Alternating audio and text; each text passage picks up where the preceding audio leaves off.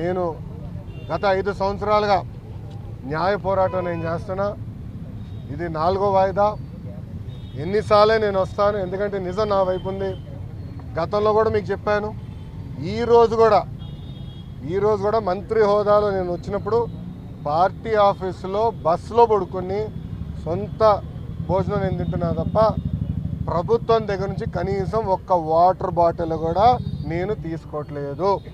నేను ఇక్కడికి వచ్చిన వాహనం కూడా నా సొంత వాహనం, దాంట్లో డీజిల్ కూడా పోసుకుని నా సొంత నిధులతో. ఎక్కడ ప్రభుత్వం పైన ఆధారపడకూడదని మా తల్లి భువనేశ్వరి గారు నాకు చిన్నప్పుడు నేర్పించారు. అదే రీతిలో ముందరకెళ్తున్నా. ఎట్టి పరిస్థితుల్లో ఈ కేసు నేను లాజికల్ ఎండ్కి తీసుకెళ్తాను. ఎన్నిసార్లు వాయిదాలు వేసినా నాకు ఇబ్బంది లేదు, ఎన్నిసార్లు రమ్మన్నా నాకు ఎలాంటి మొహమాటం లేదు. ఎందుకంటే నేను తప్పు చేయలేదు.